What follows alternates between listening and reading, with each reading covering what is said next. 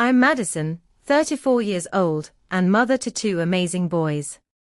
Our weekly Sunday dinners at my parents' house used to be something I looked forward to. That was before I noticed how differently they treated my children compared to my sister Stephanie's kids. Last Sunday, as we all gathered to decide on takeout, the contrast became impossible to ignore. My boys sat quietly waiting their turn while my sister's children made their demands, and once again, I had to wonder why my kids always seemed to come second in my family's eyes. Before I tell you what happened next, let me know where you're watching from and hit that subscribe button if you've ever felt invisible in your own family. Trust me, this story might sound familiar to more of you than you'd think. Let me paint a clearer picture of my family for you. My parents, Richard and Elaine Baker, have always been the central pillar of our extended family. Dad worked as a bank manager for 30 years before retiring, and Mom was an elementary school teacher. They live in the same four-bedroom colonial house where my sister and I grew up, in a quiet suburb that prides itself on good schools and manicured lawns. My sister Stephanie is 36, just 2 years older than me. Since childhood, she's had this uncanny ability to be the center of attention in any room. She married her college sweetheart, Brian, who works in finance and makes enough money that Stephanie can focus on being a full-time mom to their two children, Lily, who's 12, and Jackson, who's 10. Then there's me, Madison. I work as a graphic designer, mostly freelance, so I can be available for my kids. My husband Drew is an engineer at a local manufacturing company. We live about 20 minutes from my parents in a modest but comfortable home that we're still paying off.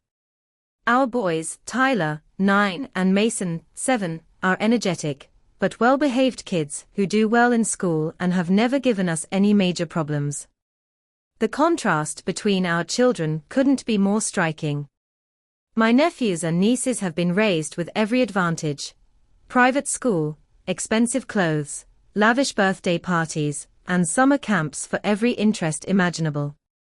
My sister ensures they participate in all the right activities: piano lessons, competitive swimming, and exclusive soccer leagues. Don't get me wrong, they are smart kids, but they've developed a sense of entitlement that's hard to miss. Lily can be dismissive of adults who don't immediately cater to her preferences, while Jackson has a habit of interrupting conversations he deems unimportant. My boys, on the other hand, attend public school. They play Little League baseball in the spring and soccer in the fall. Nothing fancy, just normal kid activities with coaches who volunteer their time. Tyler loves science and spends hours conducting experiments from a kit he got for Christmas. Mason is our creative one, always drawing or building elaborate structures with his Legos. They are polite kids who say please and thank you without prompting, something I've always been proud of. The Sunday dinner tradition started when Stephanie had her first child. Mom insisted we needed regular family time for the cousins to bond. Initially, these dinners rotated between our homes, but over time, they became fixed at my parents' house. Mom claimed it was easier since she had the space and enjoyed hosting, but I suspect it had more to do with control. The favoritism toward Stephanie wasn't something new that emerged with the grandchildren. It was the continuation of a pattern that defined my childhood. When we were growing up, Stephanie always got new clothes at the start of the school year, while I received her hand-me-downs, despite the minimal age difference. My parents justified this by saying it was practical, but somehow there was always money for the things Stephanie wanted. I remember when I made the honor roll in 7th grade. My parents gave me a quick, good job, before turning their attention to Stephanie's volleyball tournament. But when Stephanie made honor roll the following year, they took the whole family out to a fancy restaurant to celebrate. The message was clear: her achievements counted more. There was also the time in high school when both Stephanie and I were competing for leadership positions in different clubs. My parents attended every one of her campaign events, but couldn't make it to mine because they were too busy. When she won, they bought her a new laptop as a congratulatory gift. When I won, I got a card. Even in college, the pattern continued. My parents helped Stephanie with rent for an off-campus apartment because she needed her space to focus on studies. Meanwhile, I worked 20 hours a week at the campus coffee shop to afford my share of a cramped dorm room with 2 roommates. Drew noticed the favoritism immediately after we started dating in our senior year of college. After his first Sunday dinner with my family, he asked why my parents seemed to interrupt me constantly, but hung on Stephanie's every word. I remember feeling both validated and embarrassed that an outsider could spot it so quickly when I had normalized it for years. Despite seeing the truth, Drew has always encouraged me to maintain a relationship with my family. They are still your parents, he often says. And it's important for the boys to know their grandparents and cousins. He's right, of course, but that doesn't make it any easier to watch history repeat itself with our children. The thing that breaks my heart most is seeing my boys notice the differences in how they are treated compared to their cousins. Tyler asked me last Christmas why Lily and Jackson got expensive gaming systems while he and Mason received books and sweaters. What could I say? That their grandparents simply cared more about their other grandchildren. Instead, I mumbled something about different families having different gift traditions, but the hurt in his eyes told me he wasn't buying it. As the years have passed, I've tried various strategies to address the imbalance. I've had private conversations with my mother, suggesting that the obvious favoritism might be hurtful to my children. She always dismisses my concerns, saying I'm being too sensitive, or that I'm imagining things. I've tried to speak with my father one-on-one, but he tends to defer to Mom on family matters, claiming he stays out of that stuff. Stephanie, for her part, seems either oblivious to the preferential treatment or, worse, believes it's deserved. When I've tried to broach the subject with her, she accuses me of being jealous and competitive, just as she did when we were kids. It's not my fault if my children have more expensive tastes, she once told me after her kids received significantly more extravagant birthday gifts from our parents than mine did. And so, Sunday after Sunday, we continue this painful ritual. Drew and I debate skipping these dinners altogether sometimes, but I worry that would only further distance my children from their grandparents' affections. Plus, there's always that tiny, persistent hope that things will change, that my parents will suddenly realize what they are doing and make amends. It's probably foolish to keep expecting different results, but family dynamics are complicated, and walking away completely feels like giving up. By the time last Sunday rolled around, I'd been holding in my frustration for weeks. A small incident at Easter, where my mother had prepared special baskets for Lily and Jackson filled with expensive gadgets, while Tyler and Mason received basic chocolate bunnies, had left me seething. Drew had convinced me not to say anything at the time, to avoid ruining the holiday. But the resentment had been building, a pressure cooker of emotions, just waiting for the right moment to explode. Last Sunday started like any other family dinner day. Drew and I spent the morning helping the boys with homework and chores before getting everyone dressed and in the car by 3 o'clock.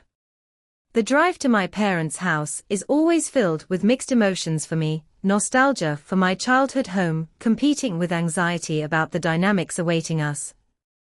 "Are we having takeout tonight, Mom?" Mason asked from the backseat, his eyes bright with anticipation. My mother had mentioned on the phone earlier that week that she didn't feel like cooking and thought we'd order in instead.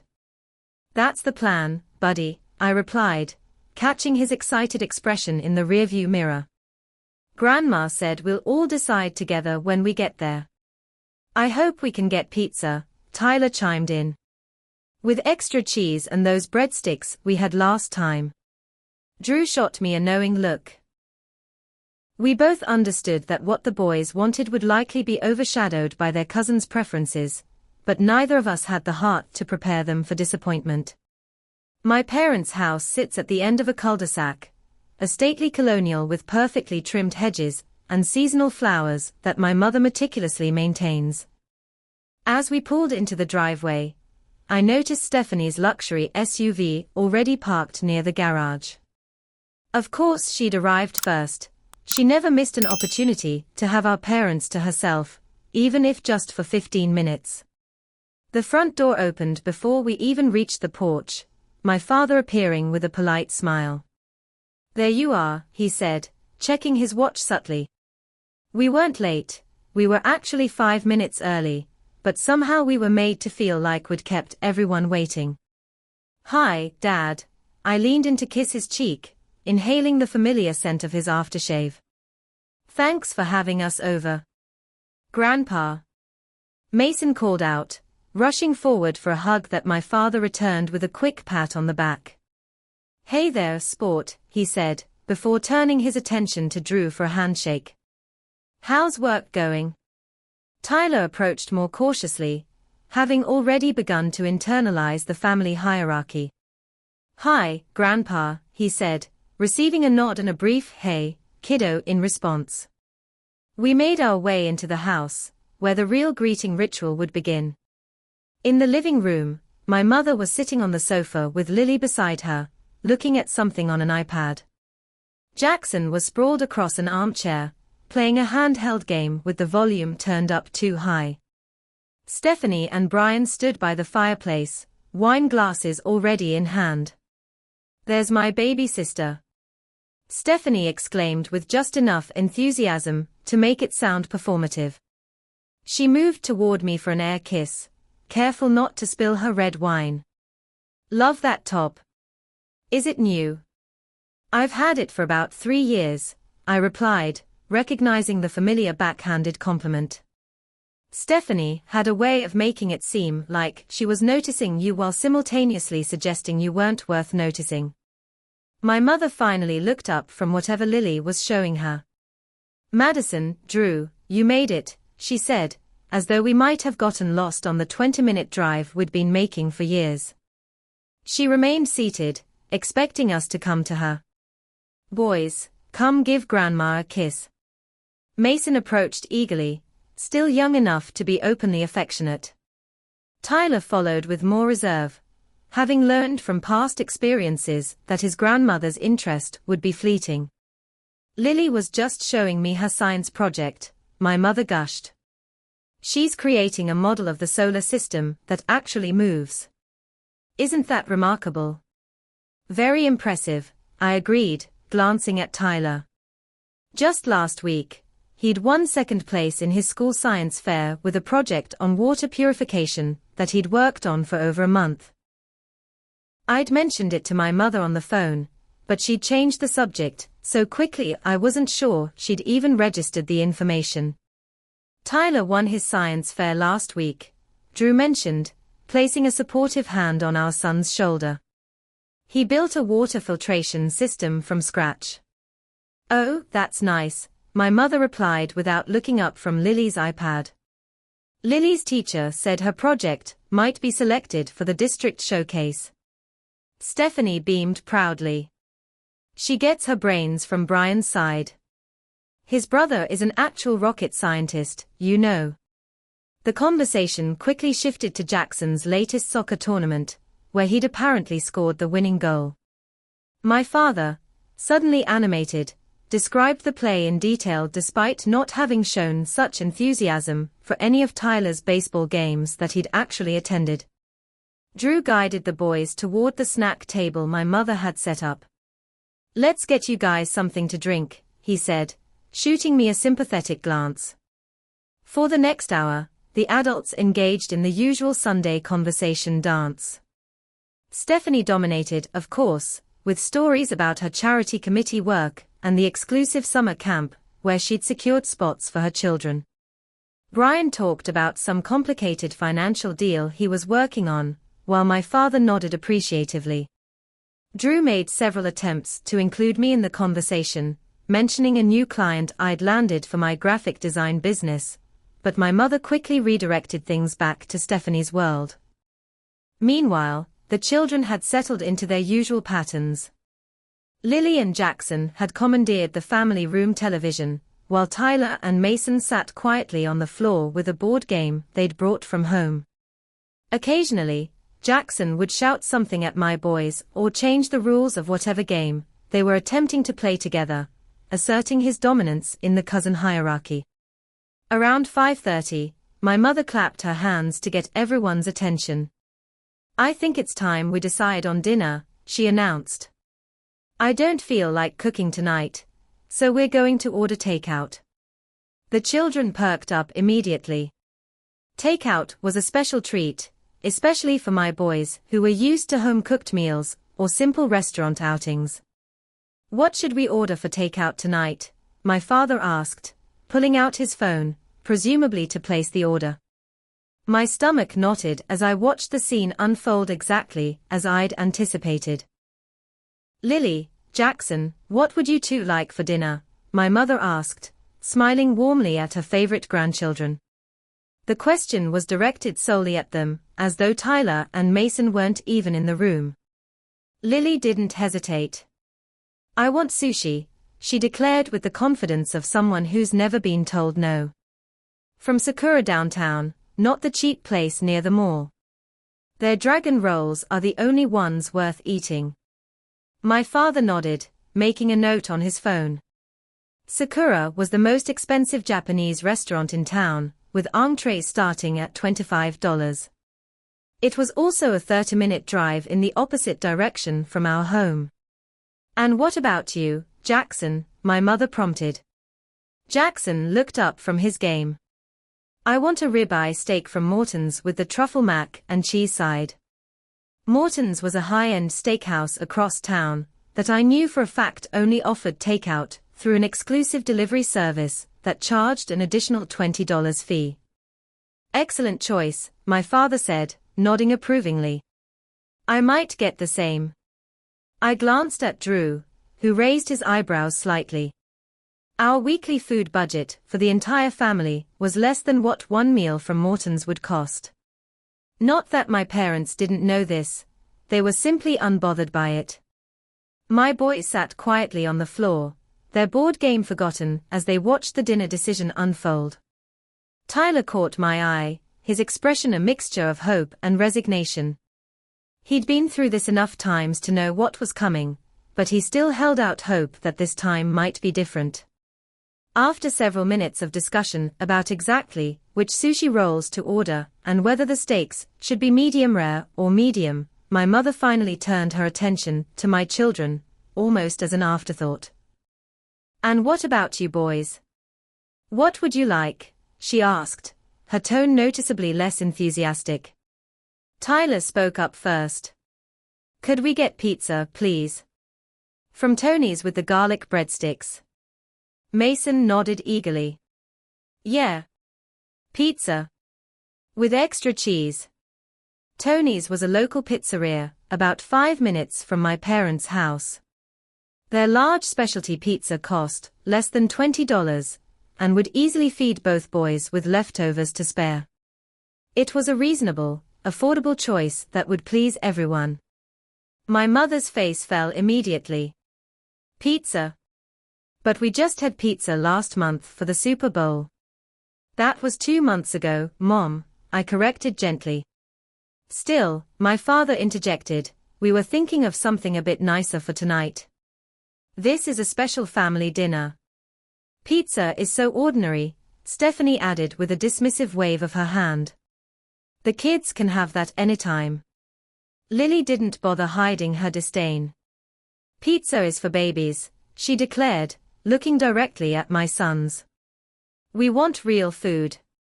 I watched Tyler's shoulders slump and Mason's excited expression fade. This familiar scenario had played out dozens of times before. My children's simple requests dismissed in favor of my sister's children's extravagant demands. "Tony's pizza is actually really good," Drew said, trying to support our son's choice. "They won that regional award last year, remember? And it would be the easiest option since it's so close." "We're not really concerned about what's easy," my mother replied. "We want to make tonight special." Apparently only special for some of the grandchildren, I muttered under my breath, though loud enough for Drew to hear. He squeezed my hand in warning, sensing my rising frustration. I think sushi and steaks sound wonderful, Brian chimed in, completely oblivious to the tension. Jackson has been talking about Morton's truffle mac and cheese all week. It's settled then, my father said, already tapping on his phone to place the orders. Sushi from Sakura and steaks from Morton's. What about Tyler and Mason? I asked, my voice tight with controlled anger. They want pizza. My mother sighed as though I was being difficult. Madison, we're ordering nice food tonight. The boys can share some of the California rolls, or get the plain steak without sauce. There will be plenty of food. But they don't want sushi or steak, I persisted. They asked for pizza.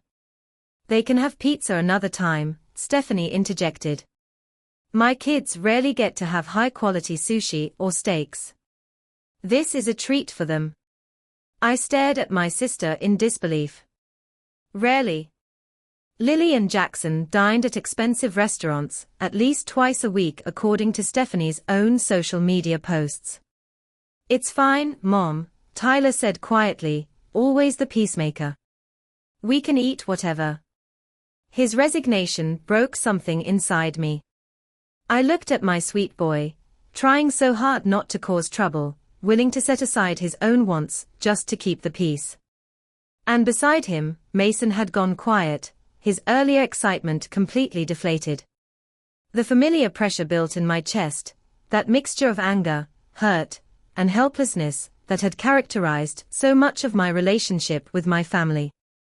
Drew must have sensed it, because he placed a calming hand on my knee. But this time, his silent support wasn't enough to hold back the tide.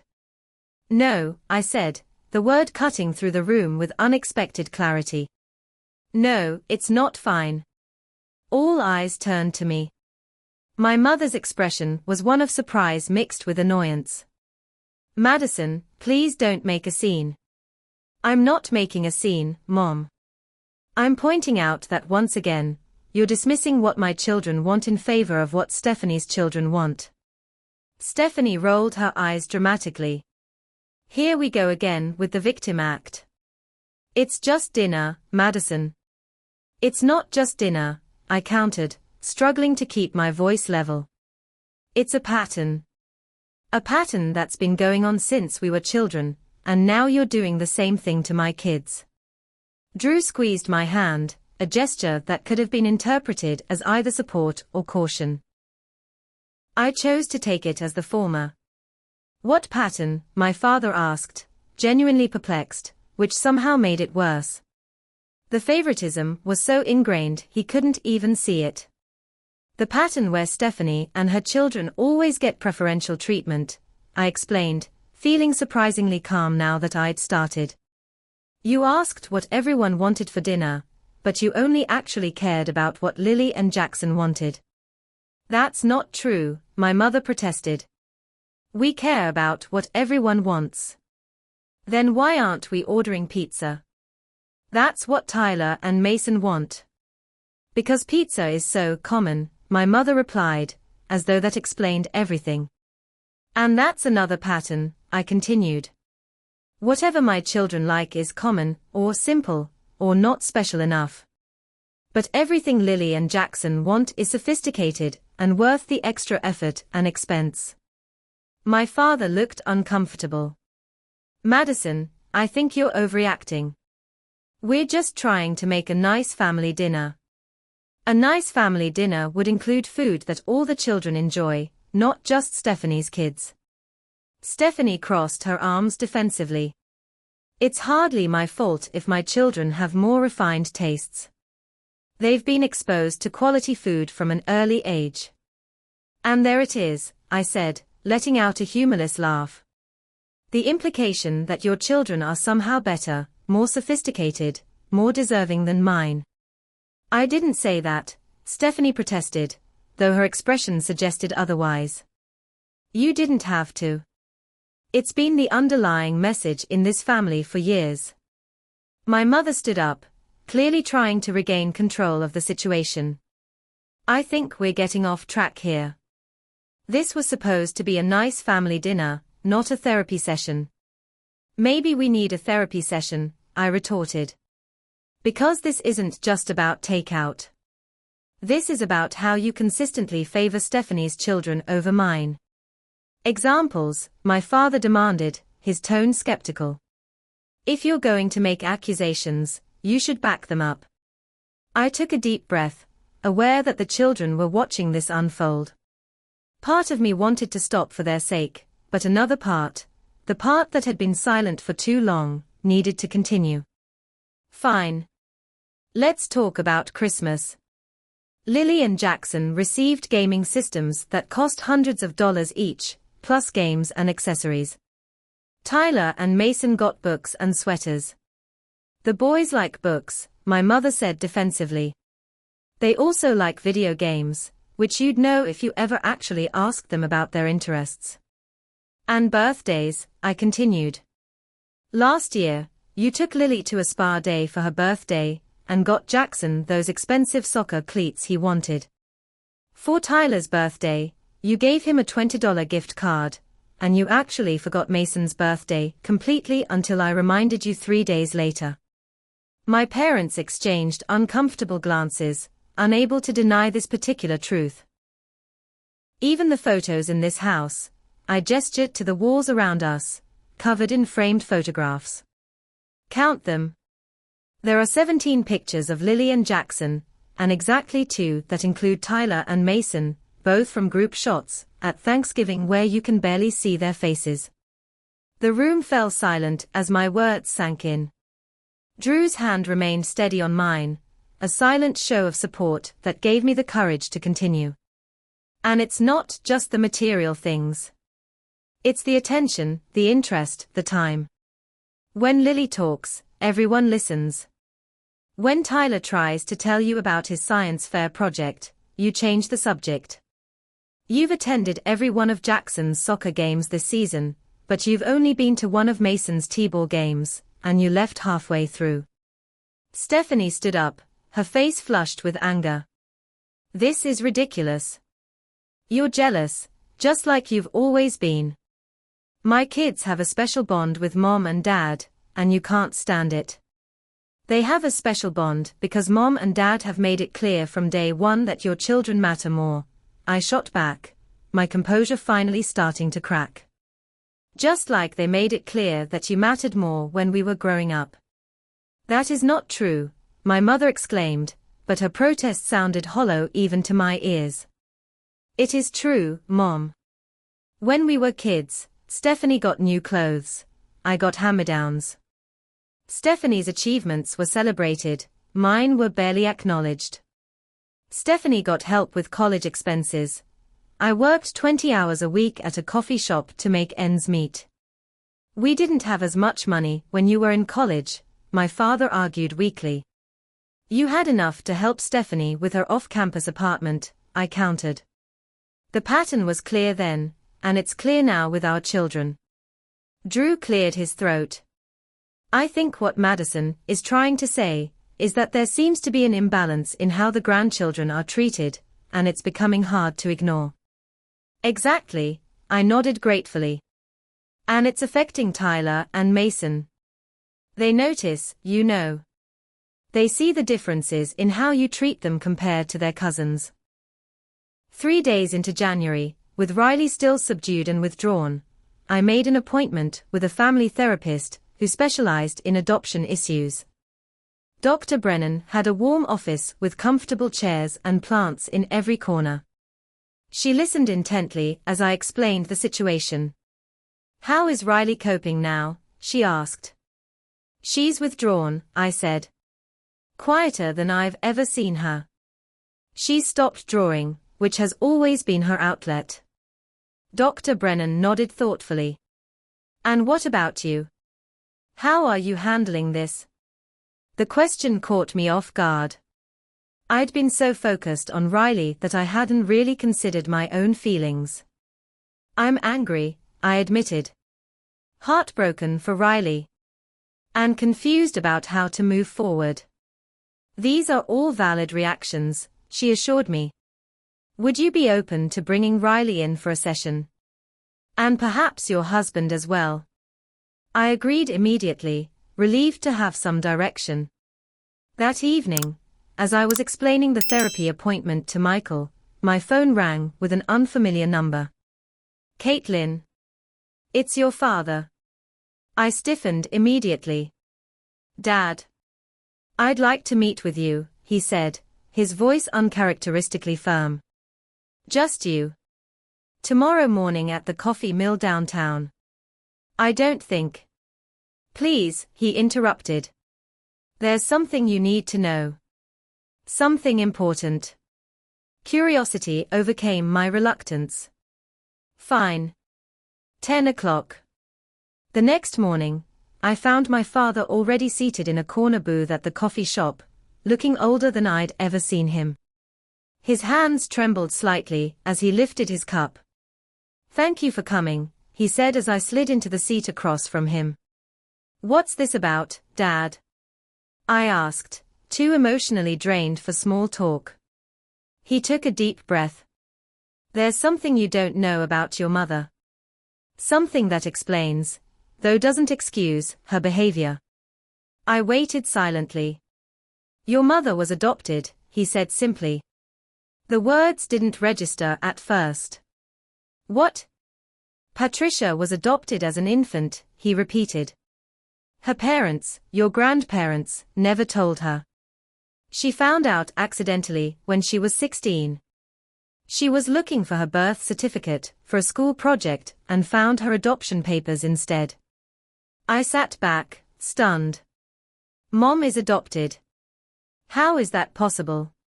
She's always talked about William's family traits and blood connections. All an elaborate fiction, my father said sadly. After she discovered the truth, she became obsessed with belonging. She created family stories and traditions. She researched her adoptive family's genealogy extensively, memorizing every detail, as if it could make her genetic connection real. But why didn't I know this? Why keep it secret? He looked ashamed. It was her deepest trauma, Caitlin.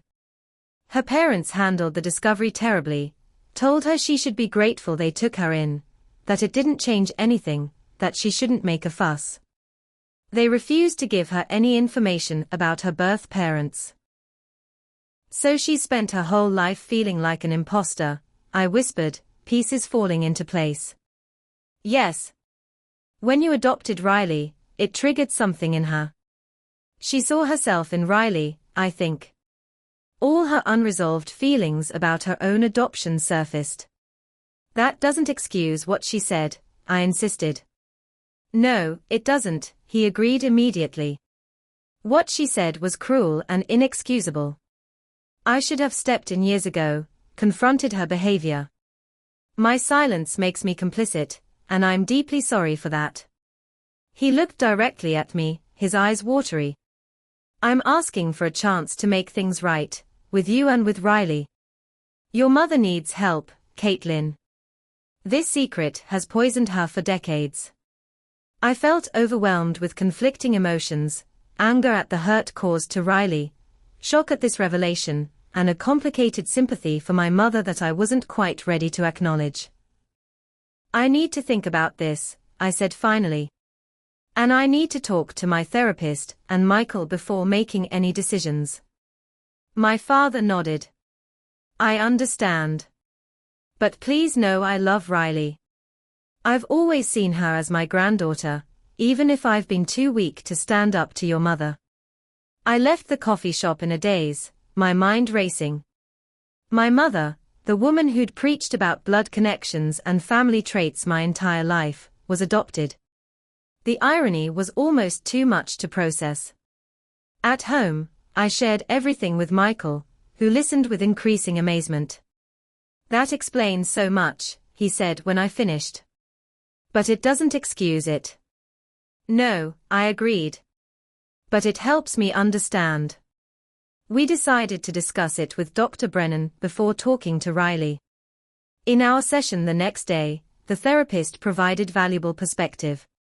"This information gives context to your mother's behavior," she said. "It sounds like she has unresolved trauma around her own adoption. However, that doesn't make her treatment of Riley acceptable. If you decide to attempt reconciliation, clear boundaries will be essential."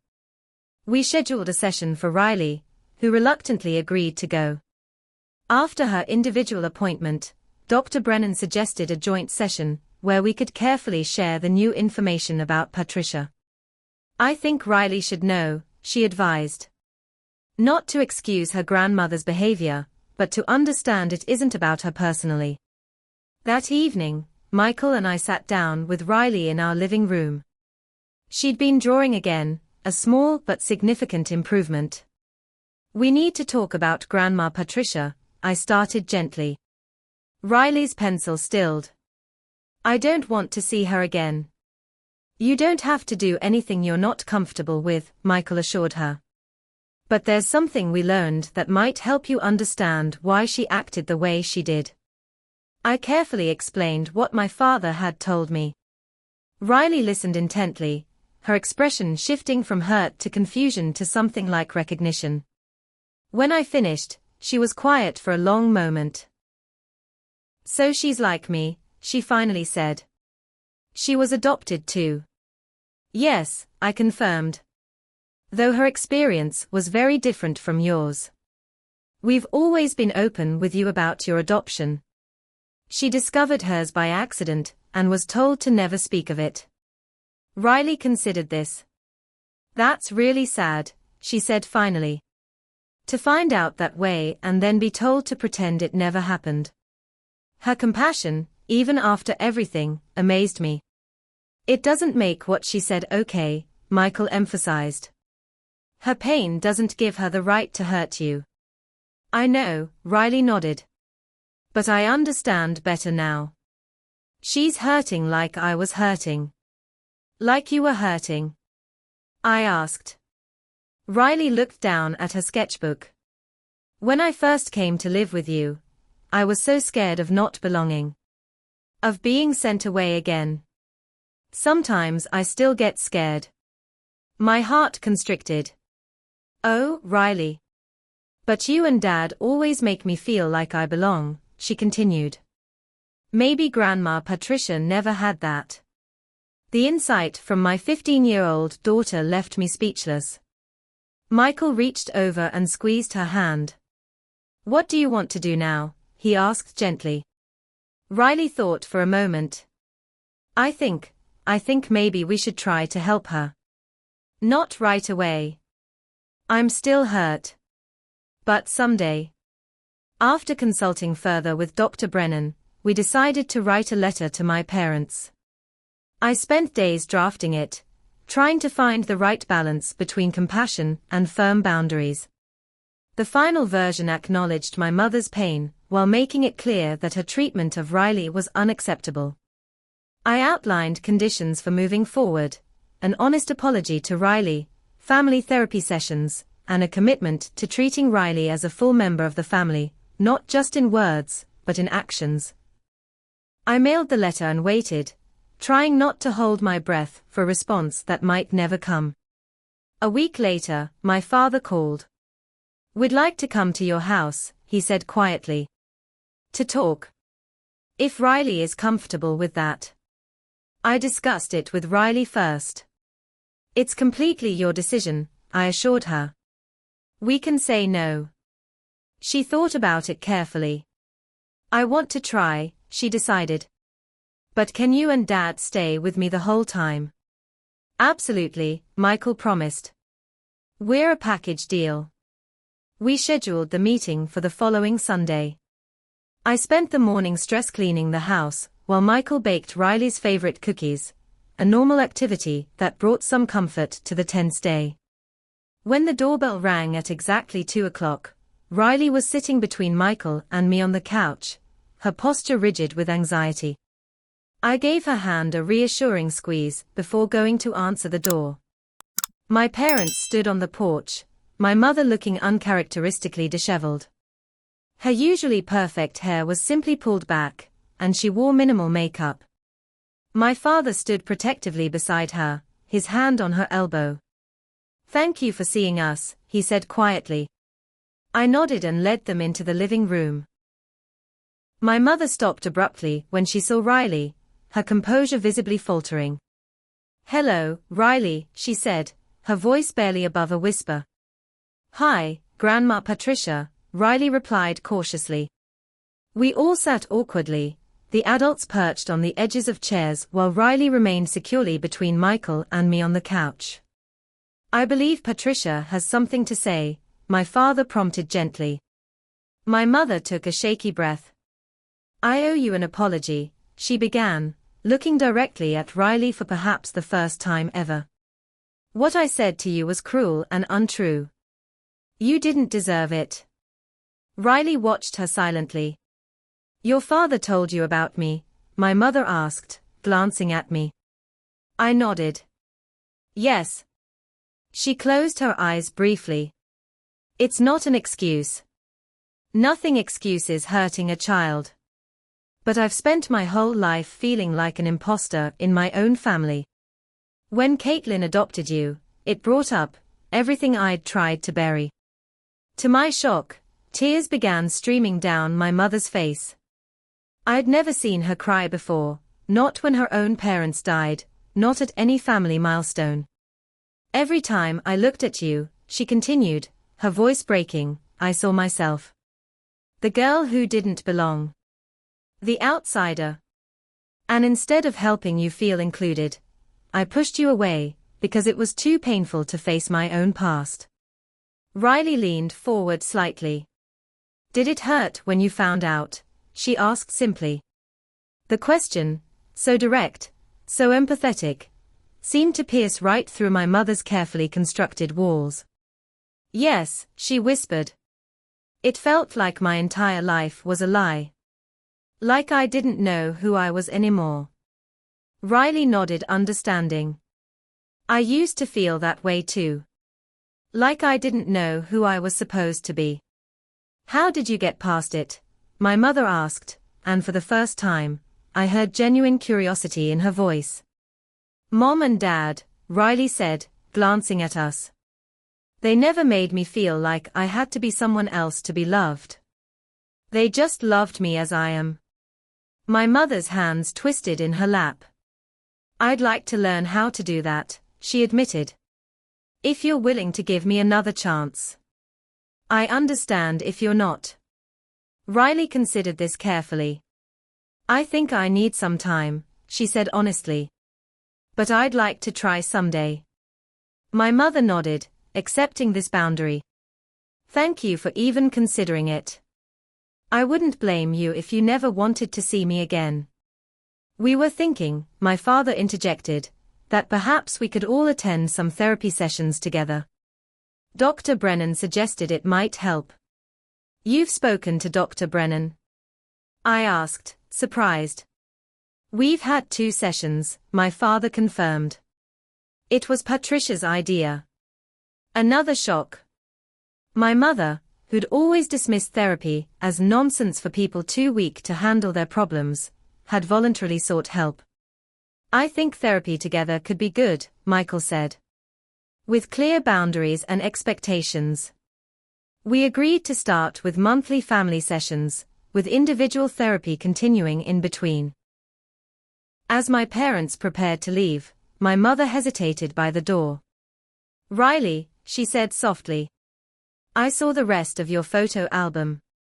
It's beautiful. You're very talented. A small olive branch, but an important one." "Thank you," Riley replied, the hint of a smile touching her lips. After they left, Riley exhaled heavily. "That was intense." "You were amazing," I told her, pulling her into a hug.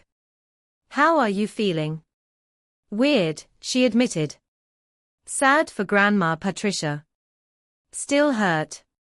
But also hopeful, maybe." Michael joined our hug. "Healing takes time. There's no rush." That night, I found Riley in her room, sketching intently.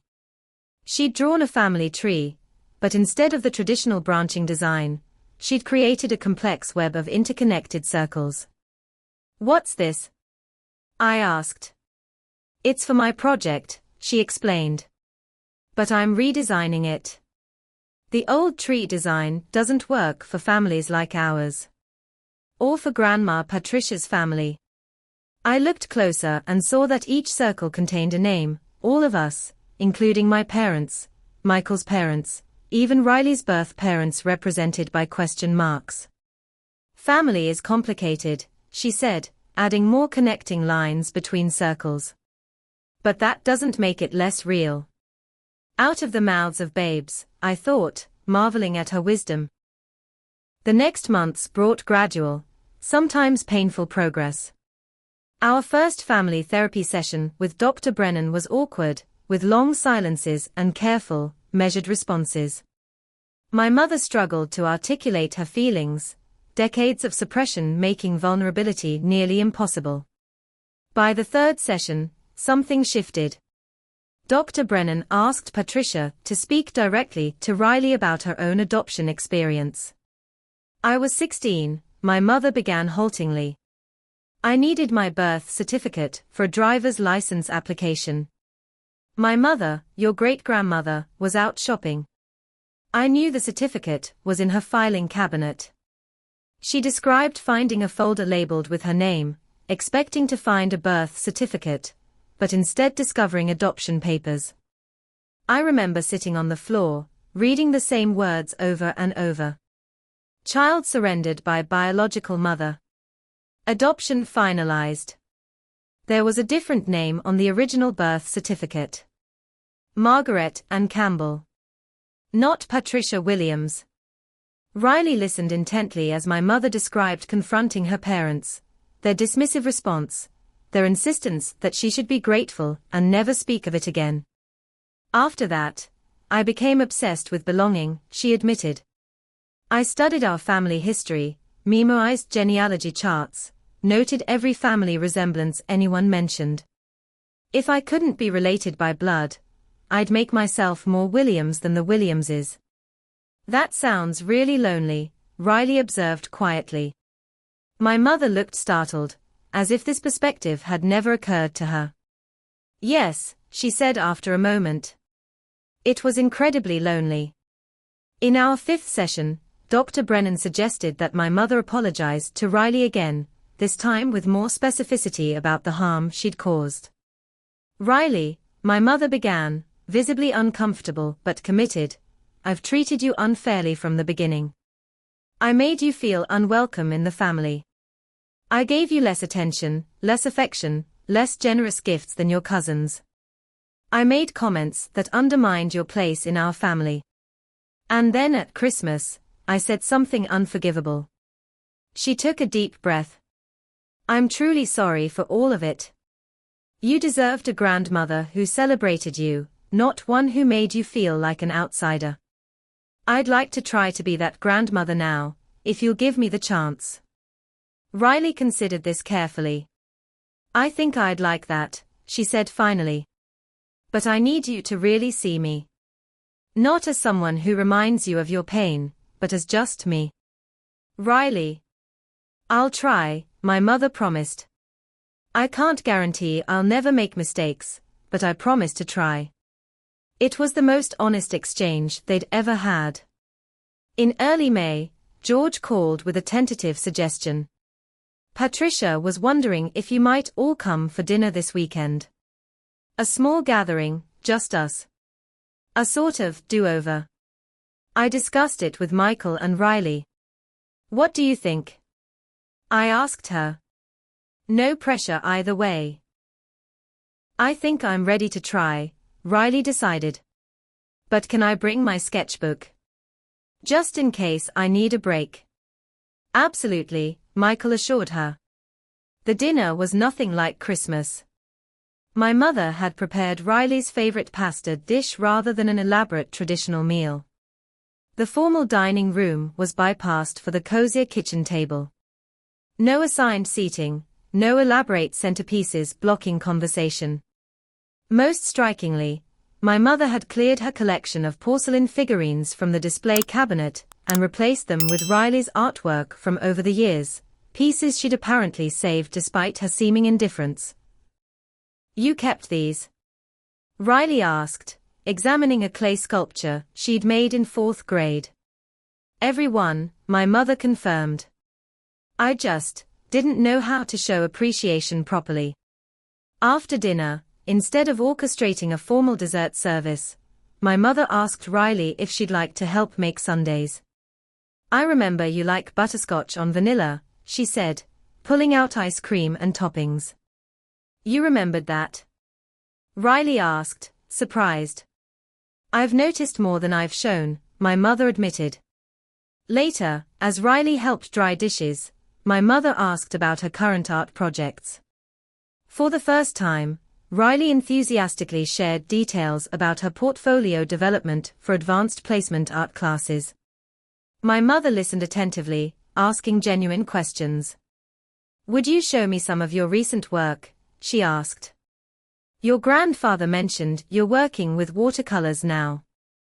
Riley retrieved her sketchbook, initially cautious, but growing animated as she explained her techniques.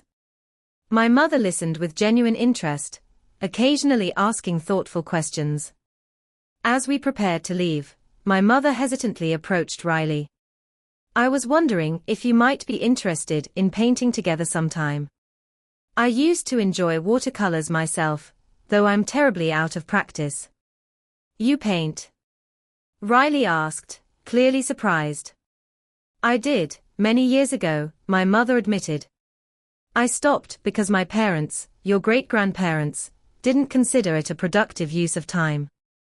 "I'd like that," Riley said, a tentative smile forming. In the car, Riley was quieter than usual, processing the evening. "You okay?" I asked gently. She nodded. It felt different this time. Like she actually sees me. "She's trying," Michael observed. "That's all we can ask." Over the summer, Riley and my mother began meeting bi-weekly for painting sessions. Sometimes they worked in comfortable silence, other times, conversation flowed more easily than it ever had before. My mother began sharing stories from her youth, real stories, not the carefully curated versions she'd always presented. During one session, Patricia showed Riley some of her own teenage artwork, preserved in an old portfolio. "I see where Riley gets her talent," I commented, genuinely impressed by my mother's youthful work. "Maybe it is in the blood after all," my mother said with a small smile, "just not in the way I always thought."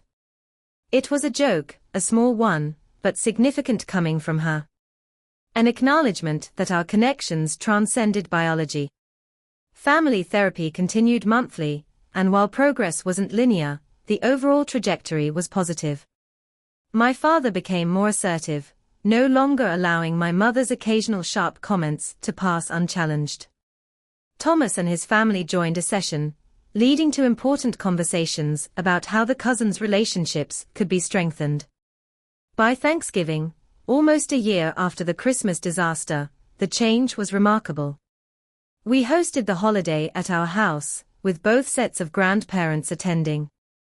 Janet and Robert, always warm with Riley, welcomed Patricia and George with genuine friendliness. As we gathered around the table, I watched my mother help Riley arrange her place cards, decorated with small watercolor paintings they'd created together. "These are beautiful," my mother said, adjusting one slightly. "You've taught me so much about composition." Riley beamed at the praise. "Thanks, Grandma Patricia. I think we make a good team." "Yes," my mother agreed softly. "I think we do." When everyone was seated, my father raised his glass. "I'd like to propose a toast," he said. "To family, in all its forms. And to second chances." My mother reached over and squeezed Riley's hand. "To second chances," she echoed. As I looked around the table, at Michael's steady presence, at Riley's bright smile, at my parents' evident efforts to repair what had been broken, I felt a profound gratitude. The worst moment of last Christmas had ultimately led to healing none of us could have anticipated. "Mom?" Riley whispered as the conversation continued around us. "I'm really glad we didn't give up on Grandma Patricia." "Me too, sweetheart," I replied. "Me too." 6 months later, the transformation in our family continued to amaze me. Regular therapy had become part of our routine, sometimes as a family, sometimes in various smaller groupings. The tools we'd learned for communication and boundary setting had improved not just the relationship between Riley and my mother, but all our family dynamics. Patricia had embraced her role as a grandmother with a dedication that surprised everyone. She'd begun attending Riley's art shows, sitting proudly in the front row, and engaging thoughtfully with her work. For Riley's 16th birthday, my mother organized a special trip to the art museum in the city, followed by lunch at a restaurant overlooking the river.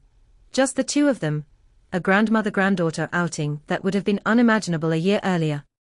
Perhaps most meaningful was the project they started together.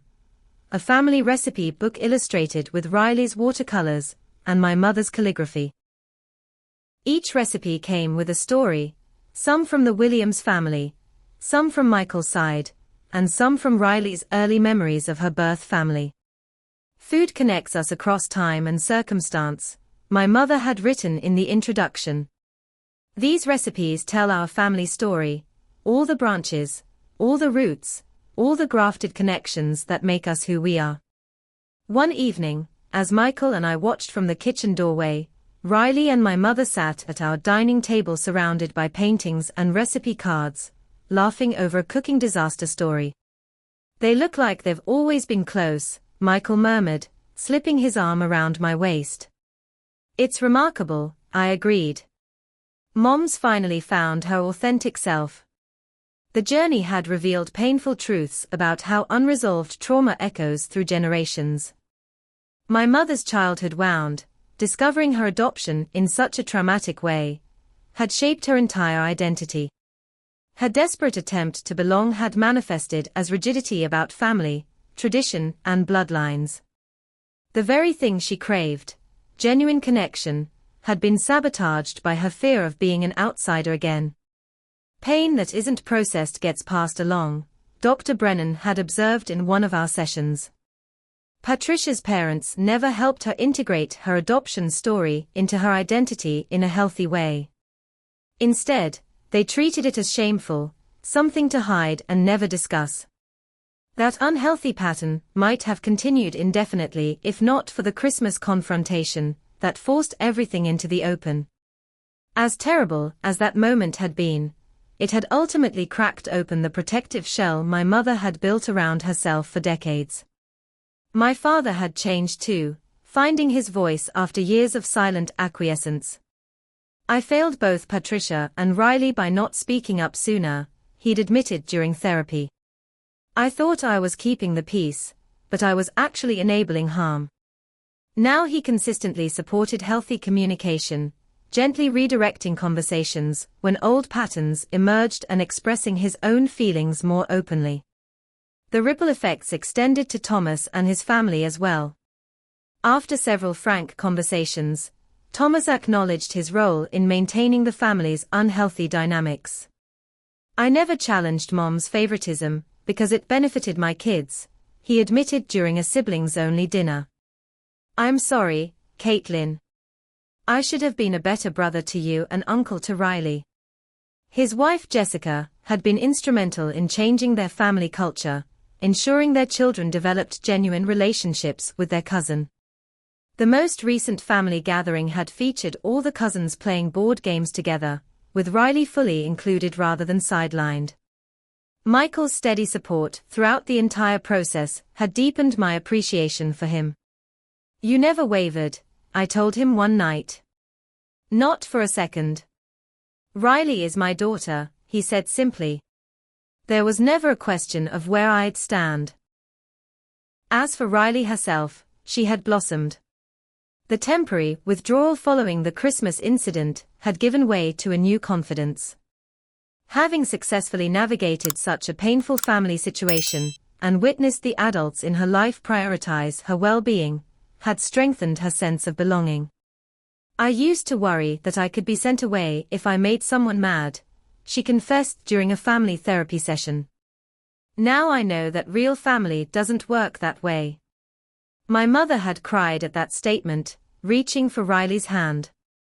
"I'm so sorry I ever made you feel that way." "I know," Riley had replied simply. "That's why I can forgive you." One rainy Saturday afternoon, my mother stopped by unexpectedly. Riley was at a friend's house, and Michael was attending a work conference. "I wanted to talk to you alone," my mother explained, settling at the kitchen table while I made tea. She seemed nervous, running her finger along the wood grain.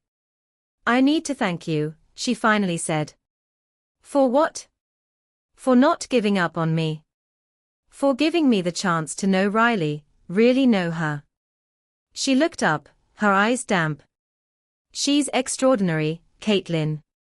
And in many ways, she's helped me heal my own wounds." "How so?" I asked, genuinely curious. "Seeing her embrace her adoption story, with such openness and honesty, it's shown me another way to be."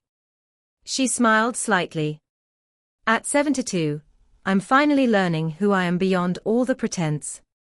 It's terrifying and liberating all at once." I reached across the table and took her hand. "I'm proud of you, Mom. Truly. The irony isn't lost on me," she said with a self-deprecating laugh. "All those years I spent clinging to the idea of blood connection, when the most profound relationship in my later years would be with my adopted granddaughter." Last week, we took a new family photo for the holiday card. Unlike previous years, where positioning had been strictly determined by my mother's sense of propriety, this arrangement was organic. Riley stood in the center, one arm linked with Patricia's, the other with mine. Michael and my father flanked us. Everyone smiles genuine. "This is my favorite picture ever," Riley declared when we reviewed the proofs. "Everyone looks real." It was true. No forced smiles, no rigid postures, just authentic connection. The lesson of our journey has been profound. Family is defined not by blood, but by love and choice. The bonds we forge through commitment and care are every bit as real, sometimes more real, than those created by genetics alone. Patricia's journey from rejection to acceptance had taught all of us that belonging is not about fitting a predetermined mold, but about creating space for each person's authentic self. That awful moment at last year's Christmas dinner, "You're not my granddaughter, get out," had been the catalyst for a transformation none of us could have predicted. The very wound that threatened to destroy our family ultimately led to its deepest healing. As I watch my mother and daughter now, heads bent together over a painting, I'm filled with gratitude for second chances and the courage to face painful truths. Our family story is still being written, but the narrative has fundamentally changed, from one of exclusion and rigid boundaries to one of inclusion and authentic connection. I wonder how many other families struggle with unspoken wounds and secrets that poison relationships across generations. What might be possible if we found the courage to bring those shadows into the light? If you've experienced family healing, or are still hoping for it, I'd love to hear your story in the comments below. Sometimes sharing our journeys helps others find their path forward. And if you found value in our story, please consider subscribing and sharing this video with someone who might need to hear that family healing is possible, even after devastating moments. The road isn't always straight or easy, but it's worth traveling. Thank you for witnessing our journey, and may you find healing in your own family story.